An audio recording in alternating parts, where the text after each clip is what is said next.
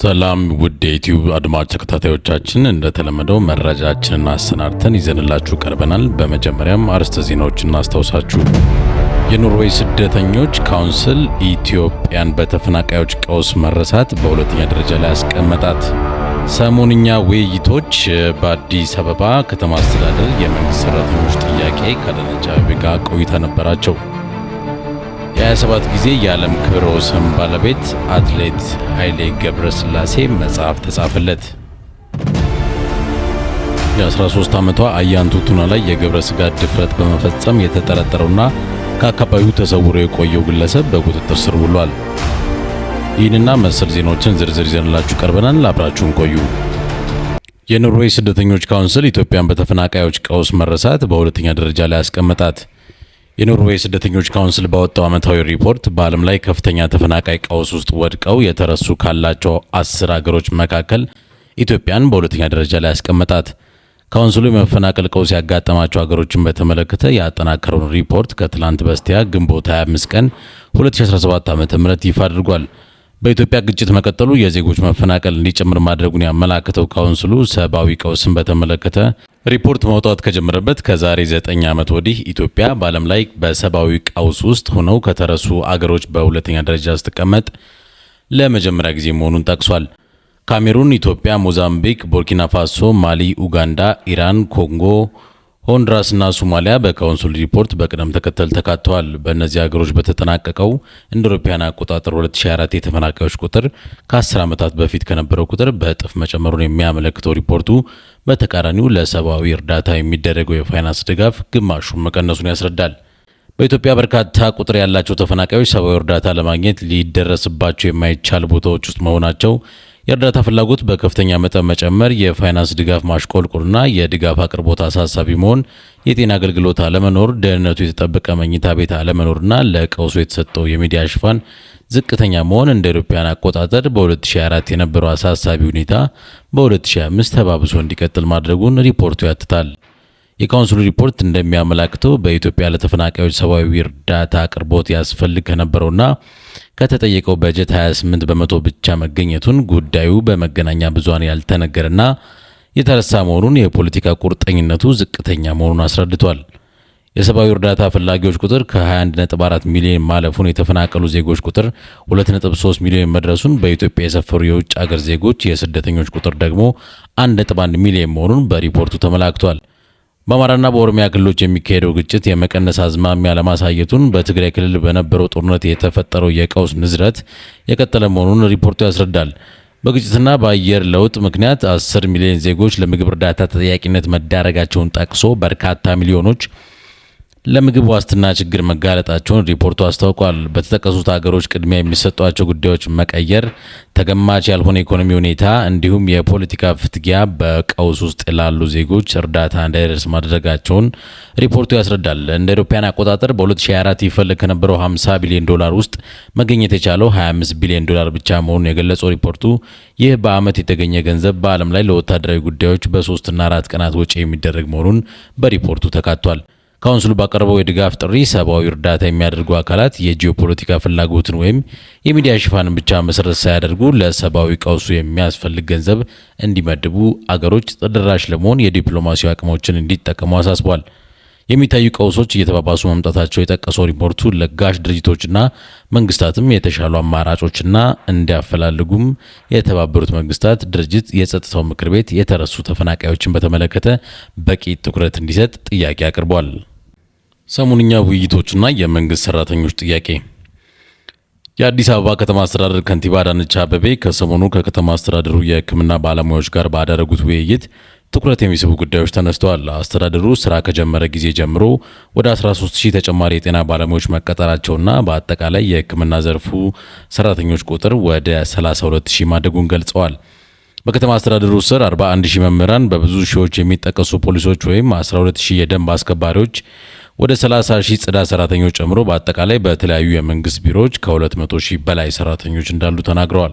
እነዚህ ሁሉ የከተማ አስተዳደሩ የመንግስት ቢሮዎች ተቀጣሪዎች ደግሞ የቤት፣ የትራንስፖርት፣ የኑሮ ውድነት፣ የደሞዝ ማሻሻያና ሌላ ጥቅማ ጥቅም ጥያቄዎች እንዳላቸው የጠቀሱት ከንቲባዋ አስተዳደራቸው ለዚህ ሁሉ ሰራተኛ ባንዴ ሁሉንም ጥያቄ ይመልስ ቢባል ከባድ መሆኑን ገልጸዋል። አቅም በፈቀደ መጠን ደረጃ በደረጃ የሰራተኞችን ጥያቄ ለመመለስ እንደሚሞክር ሲያብራሩም ተደምጠዋል። በአጭር በመካከለኛና በረጅም ጊዜ ተብሎ ተከፋፍሎ የሚከናወን ስራ መኖሩን በመጥቀስ በአንድ ሌሊትና በአንድ ጀንበር ሁሉንም የሰራተኞች ጥያቄ መመለስ እንደማይቻል ነው ያብራሩት። በአጠቃላይ 16 የሚኒስቴር መስሪያ ቤቶችን ጨምሮ በ58 የፌዴራል መንግስት ቢሮዎች ውስጥ ከ400 ሺህ በላይ የመንግስት ተቀጣሪዎች መኖራቸውን የተለያዩ ሪፖርቶች ይጠቁማሉ። በአጠቃላይ በአገሪቱ 1.4 ሚሊዮን የመንግስት ሰራተኞች አሉም ይባላል። የሲቪል ሰርቪስ ኮሚሽን መረጃ እንደሚያመለክተው ከሆነ ደግሞ በአገሪቱ 2.5 ሚሊዮን የመንግስት ሰራተኞች ናቸው ያሉት። በ2016 ዓ.ም መገባደጃ ለ2017 ዓ.ም የበጀት እቅድ ሊቀርብ ለነዚህ የመንግስት ሰራተኞች የኑሮ ጫና መቋቋሚያ እንዲሆን የደሞዝና ጥቅማ ጥቅም ማሻሻያ እንደሚደረግ በመንግስት ተነግሮ ነበር። የገንዘብ ሚኒስትሩ አቶ አህመድ ሸዴም እንዲሁም ጠቅላይ ሚኒስትር አብይ አህመድ ወደ 90 ቢሊዮን ብር የደሞዝ ማስተካከያ በጀት በቅድ መያዙን ተናግረው እንደነበርም አይዘነጋም። በትንሹ 1500 ብር ዝቅተኛ ደሞዝ የሚያገኝ የመንግስት ተቀጣሪ ወደ 300% የሚደርስ የደሞዝ ጭማሪ እንደሚደረግለት ቃል የተገባ ሲሆን በየእርከኑ ላሉ ሰራተኞች ከ30 በመቶ ጀምሮ ጭማሪ እንደሚደረግላቸውም ነበር እቅድ የቀረበው። ይህ ተደረገ ከተባለ ወዲህ ግን ደሞዝና ጥቅማ ጥቅም የሚጠይቁ የመንግስት ሰራተኞች በርክተዋል። በቅርብ ዓመታት የዩኒቨርሲቲ መምህራን ደሞዝ ይጨመርልን የሚል ጥያቄ ማንሳታቸው የትምህርት ሚኒስትሩ ብርሃኑ ነጋ ፕሮፌሰር ጠንከር ያለ ምላሽ እስኪሰጡበት ድረስ መነጋገር የፈጠረ ጉዳይ ሆኖ ነበር የቆየውም። በሂደት የመምህራን ደሞዝና ጥቅማ ጥቅም ላይ ጥያቄ ወደ ሌሎች የስራ መስክ ሰራተኞችም ሲሸጋገር መታየት ጀመረ። ከቅርብ ጊዜ ወዲህ ደግሞ ከመምህራን በተጨማሪ ሐኪሞች ጠንከር ያለ የደሞዝ የጥቅማ ጥቅም ጥያቄ ያቀረቡ ነው። ይህ የሰራተኞች ጥያቄ ደግሞ ከመንግስትም አልፎ ወደ ግሉ ዘርፍ ሰራተኞች የተሸጋገረ ሲሆን በቅርቡ የዲኤችኤል ሰራተኞች እንዲሁም የኤልሲዊዲ ኬብል ማምረቻ ሰራተኞች የደሞዝ ጭማሪ ጥያቄ ማንሳት ትኩረት ከሳቡ ጉዳዮች ውስጥ ይገኛሉ። አሁን የሰራተኞች ደሞዝና የኑሮ መደጎሚያ ገቢ የማግኘት ጥያቄ እየበረታ የመጣው ደግሞ በአገሪቱ ባለው ከፍተኛ የኑሮ ውድነትና የዋጋ አለመረጋጋት ጋር በተገናኘ መሆኑ ይጠቀሳል። የዛሬ 2 ዓመት እስከ 35 በመቶ መድረሱ የተነገረው የኢትዮጵያ አጠቃላይ ዋጋ ግሽበት ምጣኔ ዓለም አቀፍ ትኩረት ጭምር የሳበ ነበር። በጦርነት የተነሳ ከፍተኛ የመሰረተ ልማትና የኢኮኖሚ ውድመት መከሰቱ ብቻ ሳይሆን በአገሪቱ በብዙ ቦታዎች መደበኛ እንቅስቃሴና መደበኛ ሕይወትን እያወከ ያለው ግጭትና አለመረጋጋት ተንቀሳቅሶ የመስራት እድል መስተጓጎሉን የሰራተኞችን ኑሮ እያከበደው ነው በሰፊው የሚወሳው። በቅርቡ የዓለም ሰራተኞችን ቀን አስመልክቶ መግለጫ የሰጡት የኢትዮጵያ ሰራተኞች ማህበራት ኮንፌዴሬሽን ኢሰማኮ ፕሬዝዳንት አቶ ካሳሁን ፎሎ ደሞዝ ተከፋዩ ሰራተኛ ኑሮ መቋቋም አልቻለም። በዚህ ኑሮ ውድነት ምክንያት ደሞዝ ተከፋዩ ሰራተኛ በጣም በከፍተኛ ችግር ውስጥ ነው ያለው። ኑሮ መቋቋም አልቻለም። ግጭት ባለበት ሁሉ የተረጋጋ ሰላም የለም። ኢትዮጵያ ውስጥ ያሉ የጸጥታ መናጋትና ችግሮችን አለመግባባቶችን ለሰራተኞቹ ብርቱ አደጋ ደቅነዋል የሚል ይዘት ያለው ሀሳብ አሰምተዋል። አንዳንድ አሰሪዎች መብታቸውን የሚጠይቁ ሰራተኞችን ከማባበር ጀምሮ ከማስፈራራት ማዋከብና አርቆ መመደብን እንደ ቅጣት እንደሚወስዱ ገልጸዋል። ሰራተኛው በማህበር እንዳይደራጅ እስከሚከለክሉ እንደምንም ቢደራጅም የሰራተኛ ማህበር መሪዎች ላይ ጫና በመፍጠር የሰራተኞች መሰረታዊ ጥያቄ እንዳይደመጥ እንደሚደረግ ጠቁመዋል።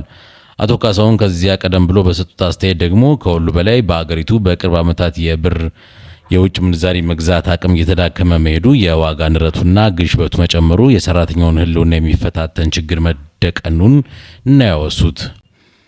አምና ሰኔ አካባቢ የዓለም ሰራተኞች ድርጅት በኢትዮጵያ አማካኝ ወርሃዊ ደሞዝ 3000 ብር እንደሆነ ይፋ ባደረገው ጥናት አስታውቆ ነበር። ይህ ደግሞ ለመሰረታዊ ፍላጎቶች ከሚያስፈልገው መኖሪያ ደሞዝ እጅግ ያነሰ መሆኑን ጠቁሞ ነበር። የድርጅቱ የደሞዝ ባለሙያ ጊዮም ዴሎሬት ለዶቼ ቬለ በ2018 በሰራነው ጥናት በኢትዮጵያ የመኖሪያ ደሞዝ በወር 5000 ብር ገደማ እንደሆነ ደርሰንበታል። ይህም ሰራተኞች መሰረታዊ ፍላጎታቸውን ለማሟላት የሚያስፈልጋቸው የመኖሪያ ደሞዝ ከአማካኝ ወርሃዊ ደሞዝ በ2000 ብር ከፍ ያለ ነው። የመኖሪያ ደሞዝ የቤት ኪራይ፣ የምግብ፣ የአልባሳት፣ የመጓጓዣና የጤና አገልግሎትን የመሳሰሉ የሰራተኞች መሰረታዊ ወጪዎች ተሰልቶ የሚሰራ የገቢ መጠን ነው የሚል አስተያየት መስጠታቸው ይታወሳል። ዛሬ በኢትዮጵያ አንድ ሰራተኛ የመንግስትም ይሁን የግል ከወር እስከ ወር ሳይቸገር ለመኖር የሚያስችለው የገቢ መጠን ስንት ነው የሚለው ከባድ ሙግት ሲደረግበት ይታያል። ኢትዮጵያ ዝቅተኛ የሚባለውን የሰራተኞች የደሞዝ ወለል ካልወሰኑ ሀገሮች ተርታ የምትሰለፍ ከመሆኑ ጋር ተዳምሮ በመንግስት ብቻ ሳይሆን በግሉ ዘርፍም በሚከፈለን ወርሃዊ ደሞዝ ኑሮ መግፋት ከብዶናል የሚለው የሰራተኞች ብሶት በሰፊው መደመጥ ቀጥሏል። የጤና ሚኒስትሯ ዶክተር መቅደስ ዳባም በቅርቡ የጤና ባለሙያዎች የደሞዝና የጥቅማ ጥቅም ማሻሻያ ይደረግ የሚል ጥያቄ ማቅረባቸውን ተከትሎ በከፊል ሰላማዊ ሰልፍና የስራ ማቆም አድማ ማድረጋቸውን በተመለከተ አግባብነት የሌለው መሆኑን ሲናገሩ ተደምጠዋል። ሚኒስትሩ የሕክምና ባለሙያ በስነ ምግባር ማገልገልን የሚጠይቅ በመሆኑ የስራ ማቆም አድማ በማድረግ ስራ ማስተጓጎል ተገቢ ያለመሆኑን ተናግረው ነበር። የሐኪሞችና የመንግስት ውዝግብ አይሎ ቢሰናበትም በሂደት ግን መንግስት ከተለያዩ ዘርፍ ሰራተኞች ጋር ተቀምጦ ንግግር መጀመሩ ተሰምቷል። በመንግስት መገናኛ ብዙሃን በአርትዖት ተከሽነው ከተሰራጩ የስብሰባ ዘገባዎች መታዘብ እንደሚቻለው ከሆነ የአዲስ አበባ ከተማ ከንቲባ አዳነች ከሰሞኑ ከሐኪሞችም ሆነ ከመምህራን ጋር ባደረጉት ምክክር መንግስት ጉዳዩን በረጋ ሁኔታና በጥሞና ለመያዝ ፍላጎት ያለው መሆኑን የሚጠቁሙ ስሜቶች ታይተዋል። የመኖሪያ ቤት መስሪያ እድል ማግኘት፣ የቤት ኪራይ አበል፣ የትራንስፖርት አቅርቦት፣ የደሞዝና ጥቅማጥቅም ጭማሪ የመሳሰሉ ጉዳዮች በሰፊው የተነሱባቸው የመምህራንና የሐኪሞች ውይይት መድረኮች ከንቲባዋ መልስ ያሉትን ማብራሪያ ሰጥተዋል።